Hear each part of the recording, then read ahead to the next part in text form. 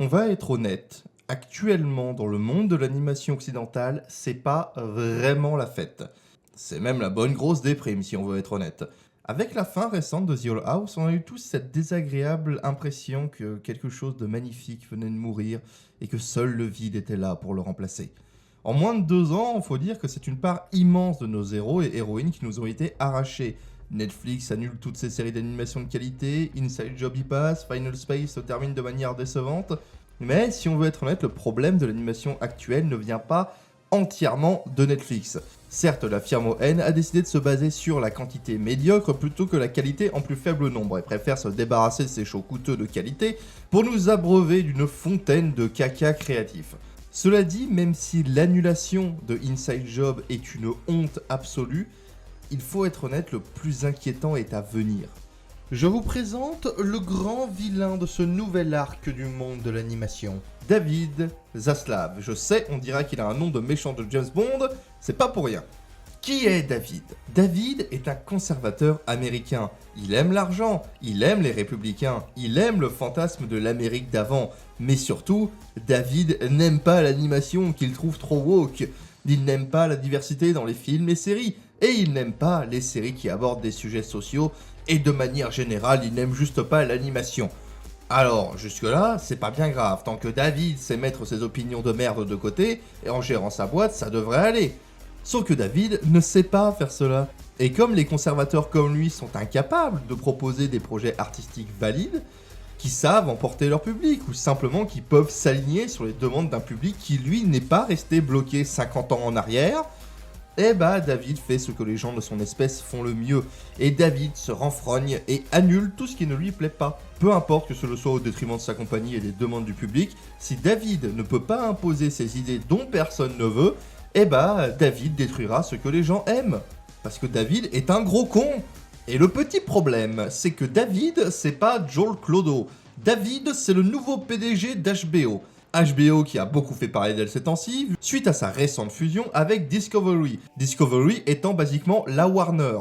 David a donc maintenant juste un pouvoir monumental sur le monde de l'animation, et même plus généralement sur le monde de la création audiovisuelle américaine, et même si ça me fait mal de le dire, la création audiovisuelle occidentale. Évidemment, après sa nomination, s'en est suivi la même chose qu'à chaque fois qu'un autocrate conservateur arrive au pouvoir. Annulation de tout ce qui ne lui plaît pas, même si cela nuit à l'entreprise. C'est notamment à lui que vous devez de l'annulation du film Bad Girl. Il aimait pas Bad Girl, David. Il trouvait ça trop woke, David. Oh, bien sûr, ne lui demandez pas de définir woke, hein. Comme toutes les personnes qui utilisent ce mot stupide au premier degré, il est parfaitement incapable de le définir. Peut-être parce que ce truc n'a strictement aucune définition. Alors, aujourd'hui, nous allons nous intéresser à la toute première victime de ce sombre personnage. La plus connue des séries à avoir fait partie de cette grande vague d'annulation stupide et motivée par un boomer incapable de voir le monde changer. Une série annulée de manière tellement violente qu'en moins de 2 jours, elle fut simplement effacée de tous les catalogues d'HBO et consorts, que son créateur fut viré comme un malpropre et que même la BO de la série fut supprimée de tous les services de streaming connus. Comme si cet homme détestait à ce point cette série qu'il a tout fait pour en effacer l'existence même. Ah oui, je vous ai pas dit, mais en fait, David déteste le streaming, il le dit lui-même en interview. Pour lui, le futur, la technologie du futur, c'est le câble. Ouais, le câble. Cette tech des années 80. Super David, vraiment au top de la technologie. La prochaine déclaration, ce sera de dire que les mails c'est nul et qu'il faut retourner au fax. Bref, aujourd'hui, on parle de Infinity Train, une série qui avait remis au goût du jour le concept d'anthologie animée, qui proposait une construction aussi intéressante qu'originale, bien que, perclue d'inspiration plus classique, une série avec un potentiel jamais aussi bien illustré que par son propre titre.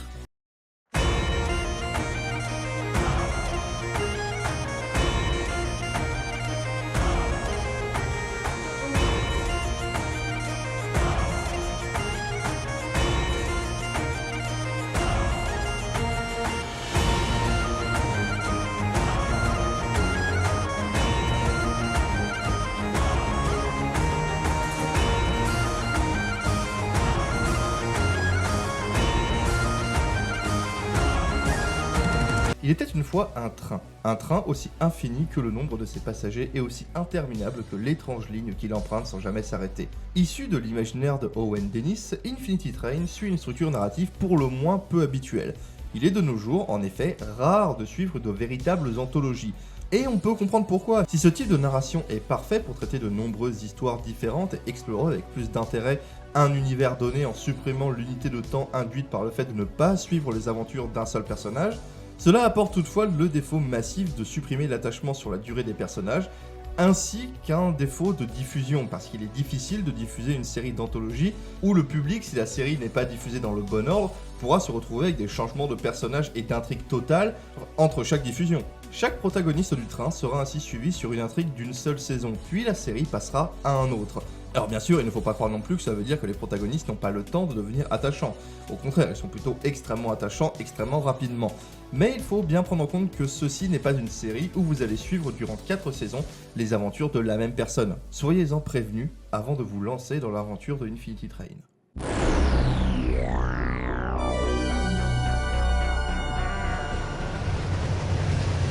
L'univers du train est un cadre extrêmement étrange de premier abord. C'est un appel constant au mystère et à l'aventure. Pourtant, ce n'est ni le destin des personnages et encore moins du public que de comprendre d'où vient le train et encore moins les mystères de son fonctionnement. Cela, seul Tulip, le premier personnage de la première saison, aura le cœur à tenter d'en apprendre plus, mais abandonnera bien rapidement cette quête, face à simplement l'impossibilité de celle-ci. La seule chose que nos personnages sauront sur cet endroit seront les quelques simples mais parfaitement immuables règles du train. À tous les passagers sera accordé un nombre. En fonction de vos actions dans les wagons, ce nombre montera ou tombera. Si votre nombre atteint 0, vous sortez du train. Tout ce qui ne porte pas de numéro est un habitant du train. On pourrait considérer qu'il y a une 5e règle cachée qui serait la raison de pourquoi le train fait cela et le but de ces wagons, mais comme vous le verrez, cette 5e règle cachée n'est pas donnée aux passagers et ils doivent la comprendre eux-mêmes. Ce qui va mener à de nombreux problèmes et très certainement aux meilleures thématiques de la série. Et paradoxalement, ces règles et ce mystère, au lieu de frustrer le spectateur en l'emprisonnant dans un carcan d'incompréhension, cela a au contraire un effet assez merveilleux, on va dire. Certes, on ne comprend pas l'origine ni le fonctionnement réel du train, mais on sait également que chercher à comprendre ceci n'a vraiment ni de sens, ni ne sera d'une quelconque aide pour nos personnages. De plus, il faut prendre en compte que leur position ici n'est pas celle de prisonniers, et l'objectif du train est de déposer chacun de ses passagers, pas de les enfermer à jamais. Même si le train peut se montrer cruel et dangereux. Son objectif, et c'est cela la 5e règle cachée, est positif en soi, et ainsi on ne verrait pas sa destruction ou son arrêt comme quelque chose de positif, car il parvient à faire changer ses passagers pour le mieux. Généralement, les passagers descendent quand ils ont appris les leçons qui ont mené au fait qu'ils sont arrivés dans le train. Ces règles du train étant comme d'immuables lois, chaque intrigue tournera ainsi autour, et exception faite de la toute première, toutes tourneront autour des lois et de leurs failles, afin de ne pas suivre éternellement la même histoire. Tulip sera la passagère témoin, celle qui suivra les règles du train de la manière dont elles sont censées être suivies, et qui rentrera chez elle transformée et rendue meilleure par ses expériences. A l'inverse, MT, personnage de la seconde saison, elle, traitera de la règle des passagers en incarnant une habitante du train qui souhaite le quitter mais ne peut le faire du fait de son absence de numéro. La 3e saison, elle, traitera de comment les règles mal expliquées peuvent être interprétées pour donner leur exact opposé, en suivant un clan d'enfants survivants dans le train, en faisant systématiquement monter leur nombre, finissant littéralement par former un culte autour de l'idée erronée du train. La 4e et ultime saison est quant à elle, je trouve, la plus faible, car elle ne fait que suivre les aventures de 2 amis perdus ensemble dans le train. Pas que l'histoire soit mauvaise en soi, au contraire, elle est plutôt bonne, mais elle fait juste un peu redite de la première tout en délaissant les intrigues internes au train. Mais si on en revient aux règles, on se rend compte d'à quel point elles sont importantes et d'à quel point elles sont importantes au niveau de la narration des personnages. En bâtissant tout son univers autour des règles du train, la série parvient ainsi à en faire quelque chose de vraiment intelligent. Établir le train comme un mystère inutile à percer. Dès la première saison, on comprend la dernière règle du train. Dès la première saison, on comprend très bien cet état de fait. Il est inutile de chercher à comprendre le train. Celui-ci est trop immense, infini si on en croit le titre, comprend trop de mystères, fonctionne de trop de manières différentes pour que quoi que ce soit de sa nature en fasse quelque sens que ce soit. Et une fois que l'on accepte de ne pas comprendre et que l'on ne comprendra pas le train, alors on peut juste accepter ce que le train peut nous apporter, que l'on soit son passager ou son spectateur. Et oui, je sais qu'on dirait que je parle d'une religion. Justement.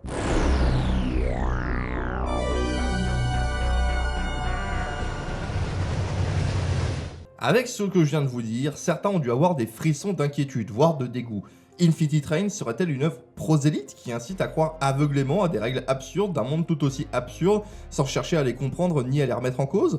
Tout ça pour nous dire que bénis sont les ignorants qui suivent sans réfléchir les règles divines du train afin de devenir une meilleure version d'eux-mêmes? Cela pourrait être le cas, oui en effet, cela pourrait être le cas si l'on oublie plusieurs détails. Le premier, c'est que vu les forts sous-entendus queer de la saison 4, on n'est pas sur une œuvre très religion-friendly. Et le second, et le plus important, le fait que le train n'est pas un système qui marche. Et c'est très certainement la thématique principale de la série, ou tout du moins, un système qui ne fonctionne pas comme il est supposé l'être. Cela dit, même quand le train marche comme il est supposé le faire, c'est pas Jojo non plus. But once these two arrive at their seat, it is up to them to sort things out. And if they don't? Then they die here. Toute la saison 3 dispose ainsi d'un très fort message sur les dérives de la religion, voire carrément un message anticlérical clair et puissant. Et si on suit cette manière de voir la série, on peut parfaitement voir la saison 2 comme l'histoire d'une hérésie, avec cette habitante du train qui refuse le destin que le train lui dicte et qui cherche à quitter le train pour suivre sa propre vie, donc s'éloignant littéralement du dogme du train. Ce qui est la définition d'une hérésie. Et elle sera alors traquée par une inquisition de ses pairs qui chercheront à l'éliminer pour avoir tenté de se dresser contre les règles du dieu conducteur. Et si l'on veut résumer rapidement, ce que je vais faire car les saisons étant courtes et les épisodes seulement d'une dizaine de minutes, il serait dommage de vous retirer le plaisir du visionnage. En donnant des règles mystérieuses et en laissant ses passagers dans l'obscurité quant à son but, le train a donné à certains de ses passagers une peur de l'extérieur, les menant à croire que le train était le seul monde et que l'arrivée à zéro était une mort pour ceux qui l'atteignaient. Ainsi, les enfants de l'Apex ont conservé un numéro le plus haut possible, pour ne jamais tomber à zéro, impliquant de détruire le train autour d'eux, et de ne jamais apprendre de quelques erreurs que ce soit, ainsi que de commettre des actes de cruauté gratuite pour monter leur nombre, les deux pires d'entre eux devenant littéralement leurs prophètes. Le discours sur les dérives religieuses est encore plus clair et selon moi extrêmement intéressant quand, ayant appris le véritable but du train, quand le véritable conducteur est revenu aux manettes, ayant compris qu'ils étaient dans l'erreur alors qu'on leur démontrait par A plus B qu'ils étaient dans une erreur pure et simple, le culte fait ce que les cultes font. Et il se braque violemment et refuse tout changement tout en se radicalisant dans sa propre tradition, finissant par adopter un vocabulaire que des fanatiques religieux ne leur renieraient sans doute pas, parlant sans cesse de faux prophètes quand ils s'adressent aux nouveaux conducteurs. Wait, is that why you all smeared lipstick on your face? This mark represents the true conductor, a man with the highest number who wore a big black helmet with a red wave on it. Yeah, and if he wasn't imprisoned by the false conductor 1-1, he would eat you alive! Vous savez, les personnages de l'Apex, et particulièrement le personnage de Simon qui est celui qui refuse le plus la vérité qu'ils se sont complètement trompés, tentent à rappeler cette impression que l'on a que si Jésus existait et revenait, on ne lui donnerait pas 3 jours avant de se faire traiter de islamo-gauchiste SJW woke par ses plus ardents suiveurs. Bah voilà, l'Apex et leur rapport au train, c'est exactement ça. Avec en plus cet ajout d'une critique d'un concept de Dieu par la série, étant donné que nous sommes dans un monde où Dieu, littéralement le train, et son prophète, le conducteur, sont actifs dans la narration et on sait qu'ils existent. Ayant même des agents ressemblant fortement à des images d'anges horrifiques, on pourrait croire que le divin allait justement prendre les choses en main et les problèmes qu'il avait créés. Eh bien non, bien qu'entièrement responsable des actes de l'Apex, par sa non-explication de ses propres règles de manière claire et le mystère qu'il maintient autour de lui, il laisse le groupe agir à sa guise, détruisant tout autour de lui et faisant constamment le mal. Il est la source du problème, mais il se fiche des conséquences de ses actions et encore moins de résoudre le problème lui-même. Et ce, malgré son pouvoir divin justement dans cette métaphore. Ainsi, en suivant cette métaphore, on peut voir la saison 2 comme l'histoire d'une hérésie. Empty, pour Mirror Tulip, est le reflet maintenant libre de la passagère de la saison 1. Voulant trouver sa liberté et sortir du train, elle se lie d'amitié avec un passager et accompagnée du cerf nommé Alan Dracula, et je voudrais faire une pause pour dire que c'est littéralement le nom le plus cool du monde, va tenter de se dresser contre les règles du train. Et bien que l'on pourrait croire à un scénario menant à une révolte des habitants, il ne s'agit pas de cela. Empty n'a aucun problème avec le fait que les autres habitants suivent la voie qui leur a été tracée. Elle souhaite juste, pour elle-même, une autre vie que celle-ci. Et si son aventure est très touchante et qu'elle est certainement le personnage pour lequel on a le plus d'attachement, c'est sa conclusion qui est quelque peu intéressante autour de cette métaphore du divin. Comme dit précédemment, le train, s'il a de bonnes intentions mais fonctionne mal, et est beaucoup trop attaché à ses règles, eh bien il n'a pas de mauvaises intentions en soi. Ainsi, il ne veut pas fondamentalement faire de mal ni à ses occupants ni à ses passagers. Enfin, pas directement tout du moins. Then they die here. Le problème, c'est que encore une fois, ses propres forces de défense ont pas l'air énormément au courant de cet état de fait, et que lui-même n'a pas l'air de faire grand-chose pour résoudre le problème. Et la série brille réellement quand elle aborde le problème du divin mis face à ses propres règles. Good plan. But she doesn't have a number. He has to get off, but he can't get off without a number. He's stuck in a loop. The train can't process it. La scène est très intéressante parce qu'on peut la résumer ainsi. Là, on a Dieu lui-même qui bug face à ses propres règles absurdes et qui, face à leur inefficacité ou leur incohérence, en perd la boule. Un peu comme si Dieu, face à toutes les horreurs qu'il avait fait, et croyez-moi de ce côté-là, les textes sacrés sont tartinés, se voyait refuser l'entrée à son propre paradis. Autant dire que même si Dieu y rentre pas, s'il y a un paradis, on peut partir du principe qu'il est vide et qu'il l'a toujours été. Seule une maroufle de la part du personnage parviendra à résoudre le paradoxe qui fait bugger le conducteur, et celle-ci parviendra à sortir du train. Littéralement, en brisant les règles du sacré, le personnage a à la fois sauvé Dieu et à la fois sauvé sa propre vie. On n'est pas loin d'une conclusion vive Satan.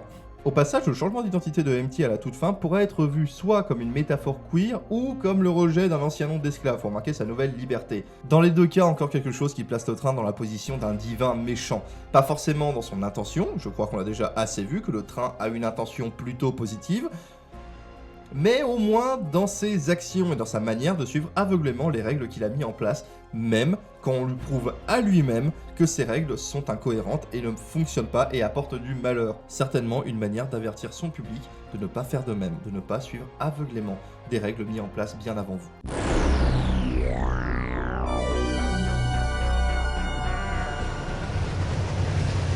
Pour finir, il serait de bon ton de s'intéresser aux personnages d'Infinity Train, en quoi ils sont de très bons protagonistes et comment la série parvient à très bien établir une narration sans coupe durant ces 3 premières saisons. Les divers passagers que l'on va suivre répondent tous plus ou moins au même archétype. En même temps, c'est là la fonction du train, rassembler en son sein les individus perclus de problèmes et les faire évoluer par la force des choses et de ses épreuves. Tulip, MT, Grace, Mingy et Ryan, autant de personnages perclus de défauts qui se mentent le plus souvent à eux-mêmes pour justifier leurs actes. Notez que je n'inclus pas cette grosse merde de Simon dedans, qui est sans doute la plus grosse raclure qui soit jamais montée dans ce putain de train.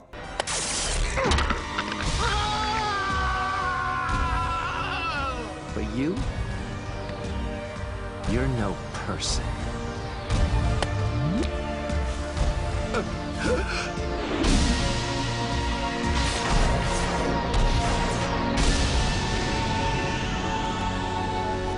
Intéressant à noter que les problèmes de ces personnages sont avant tout des problèmes de tous les jours, que tout à chacun peut expérimenter.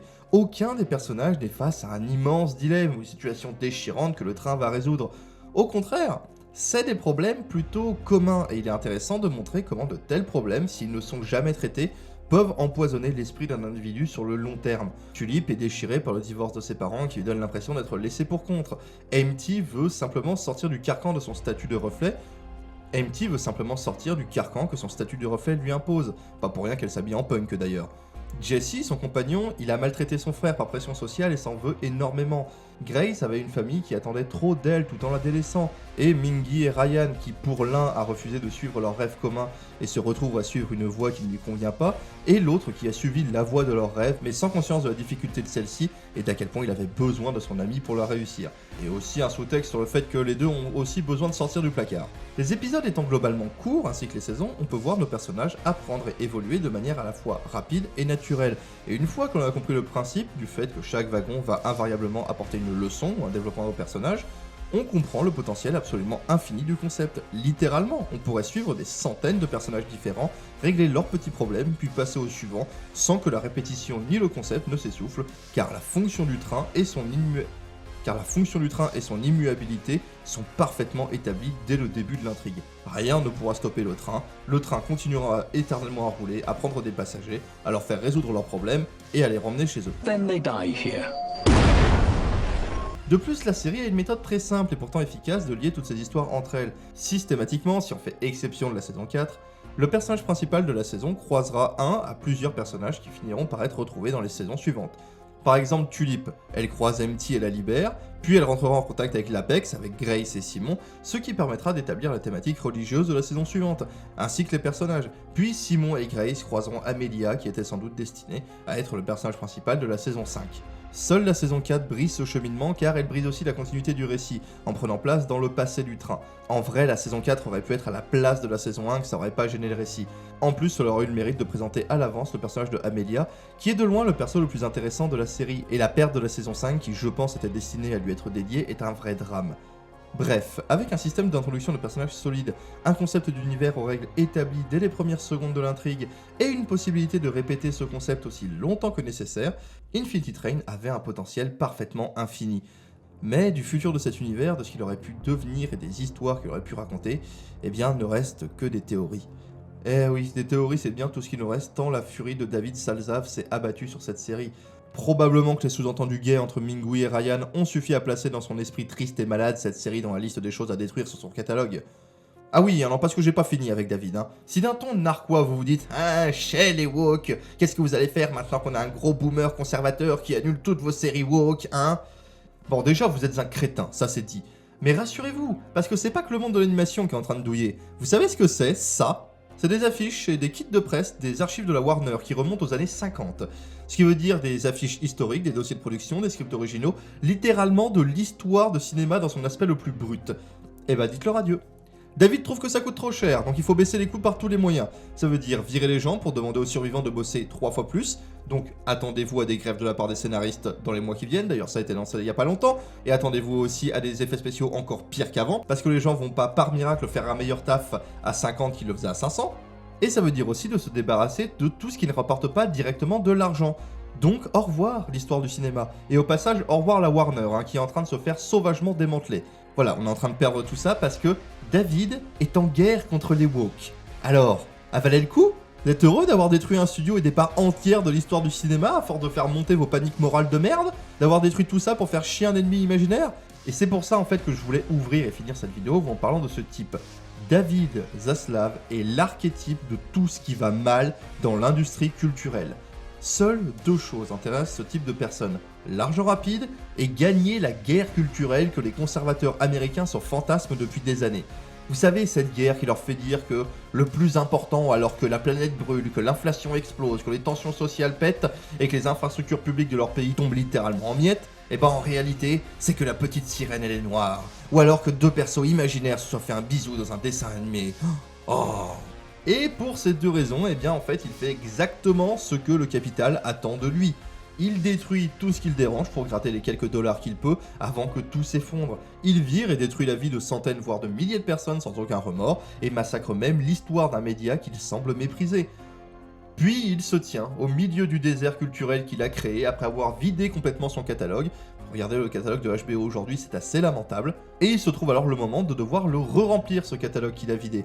Alors on se rend compte de ce qu'on a gagné. Un prix d'abonnement qui explose, des programmes en perte de vitesse absolue car personne ne les regarde vu que le public c'est con mais ils les aimaient bien ces séries woke en fait et surtout des projets au coût faramineux et terrifiant d'inintérêt. Des tentatives artistiquement nulles de réactiver des grandes licences comme le Seigneur des Anneaux, le DCverse et récemment Harry Potter.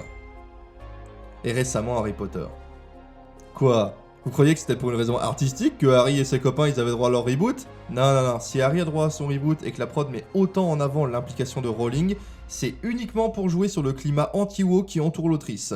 Ah bah ils sont pas cons les mecs, Ils ont vu une armée de trentenaires dignes de la commune psychédélique acheter en masse un jeu médiocre juste par esprit de contradiction pour prouver que les woke avaient tort. Les gars ont bien vu qu'ils avaient sous leurs mains les plus gros pigeons de la Terre. C'est toute une commune auquel il suffit d'agiter un argument anti-woke sous le nez et ils se jettent sur le produit comme des mouches sur une bouse bien fraîche. Les gars, tant qu'ils jouent, ils gagnent. Incarnation du problème qu'est la production culturelle sur le capitalisme conservateur, incapable de créer quelque chose de neuf pour éviter les paris financiers et fantasmant une uniformité culturelle par la répétition. Quant à nous, que pouvons-nous faire ? Eh ben je vais pas vous le mentir, la situation elle est pas rose, et pour l'instant on ne peut que espérer. Bon déjà un changement de direction chez HBO Warner et toutes leurs chaînes partenaires. Ouais je sais c'est pas gagné. D'ailleurs même l'espoir de voir des chaînes concurrentes grandir et reprendre le flambeau semble vain. Je pourrais bien vous dire que Avatar Studio va tout changer et amener une révolution et que David l'aura bien profond dans les fesses. Sauf que Avatar Studio appartient aussi à des gens. Avatar Studio est une propriété de Nickelodeon, qui a donc un pouvoir de décision sur les futures productions, et on sait que Nickelodeon Et on l'a vu avec Korra, on sait que Nickelodeon est capable de faire des grosses conneries. Et Nickelodeon est lui-même une filiale de Viacom, renommée récemment en Paramount Global. Donc une autre méga corporation. Même l'Avatar est écrasé sous le poids de ces multinationales corporatives toutes puissantes. Parce que c'est là aussi le problème des méga corporations qui englobent un nombre incroyable de chaînes. Le monde de l'audiovisuel américain, tout dédié à un capitalisme débridé, est malheureusement devenu ce que tout système de ce type était destiné à devenir, nous laissant créativement à la merci de globalement 4 acteurs. Viacom, Amazon, Disney, HBO Warner. 5 si l'on compte Netflix qui est vraiment en dessous en termes d'impact et de puissance. À quoi bon fuir une multinationale maléfique pour tomber dans l'escarcelle d'une autre? Et le pire, c'est quand on voit que le nouvel arrivant dans cette bataille, c'est Apple, et qu'on nous vend ça comme une bonne chose, comme un renouveau. Apple, bordel! Apple! Oh, les dealers Ricky, moi j'en ai marre.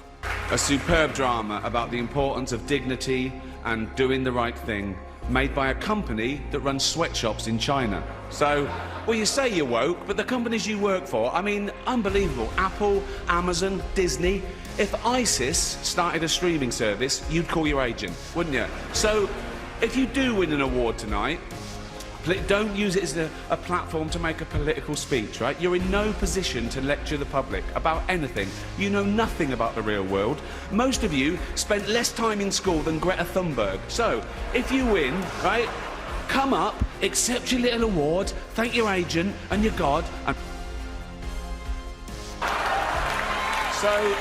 Il faut urgemment, et pour le bien du médium audiovisuel quel qu'il soit, repenser les structures de production de l'industrie, mettre fin à ces monopoles insensés et retrouver une production qui a à cœur de faire de l'art au lieu de n'être qu'un marché. Oui, il faut socialiser le monde de l'animation, camarades. Et si on vous demande pourquoi qu'on gueule, vous voulez savoir pourquoi gueuler, vous voulez une raison valable de gueuler, et bah voilà pourquoi qu'on gueule. On en a marre de ces méga corporations qui veulent uniformiser notre espace culturel. On en a marre que les créatifs soient constamment sous la menace de la rentabilité ou de la censure par des conservateurs capitalistes, incapables de créer quoi que ce soit de neuf. On en a marre de David et de ses semblables qui passent leur temps à détruire tout ce qui est beau et neuf pour nous proposer du réchauffé fade dont personne ne veut. On veut un vrai changement de la manière de penser le système créatif. On veut être libre de créer des histoires avec des persos queer, des persos cassés et bizarres. On veut être libre de parler à tout le monde et même si ça emmerde une clique de vieux bourgeois. Je dirais même plus, surtout si ça emmerde une clique de vieux bourgeois. C'est pour ça qu'on gueule. Quant à moi, je vous souhaite de continuer à découvrir le monde de l'animation et ses moult merveilles et je vous dis à bientôt et salut. 5, 6, 11, 12. Trades in our way.